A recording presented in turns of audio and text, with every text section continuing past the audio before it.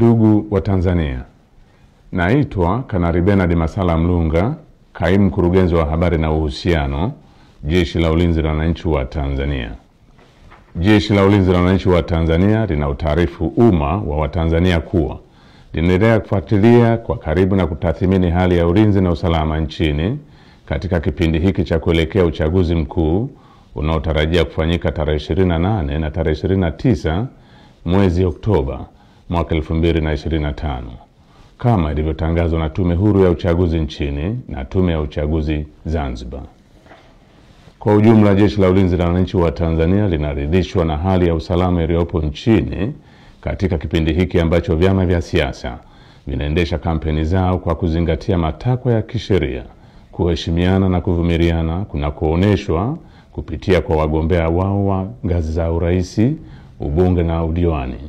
Jeshi la Ulinzi la Wananchi wa Tanzania linaviomba vyama vya siasa kuendeleza hali ya amani na utulivu wakati wote wa kampeni, kupiga kura na baada ya kupiga kura. Katika hatua nyingine,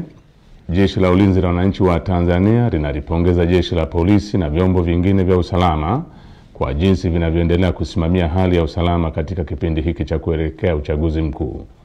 Aidha, jeshi linawapongeza wananchi kwa kuendelea kutumia haki yao ya msingi ya kushiriki kwa amani na utulivu katika kusikiliza sera za vyama mbalimbali kupitia mikutano ya hadhara inayoendelea kufanywa na vyama vinavyoshiriki uchaguzi mkuu kwa ngazi mbalimbali ili kuwachagua viongozi watakaowaletea maendeleo. Pamoja na hali ya amani na utulivu iliyopo, bado kumeendelea kujitokeza baadhi ya watu wanaojiita wanaharakati kutoka ndani na nje ya nchi kutumia mitandao ya kijamii kupotosha umma kwa kuweka maudhui yenye kuleta uchochezi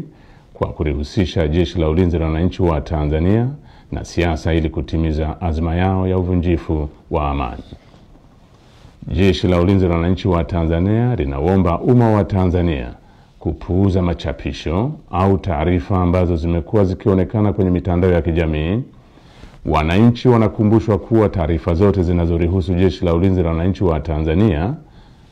zitatolewa na makao makuu ya jeshi kwa utaratibu rasmi na mawasiliano ya Jeshi la Ulinzi la Wananchi wa Tanzania na umma. Jeshi la Ulinzi la Wananchi wa Tanzania likiwa sehemu ya vyombo vya ulinzi na usalama vyenye dhamana ya ulinzi nchini, ninapenda kuhakikishia Watanzania wote hali ya amani, usalama na utulivu katika kipindi hiki cha kuelekea uchaguzi mkuu, wakati wa uchaguzi na baada ya uchaguzi mkuu. Asanteni kwa kunisikiliza.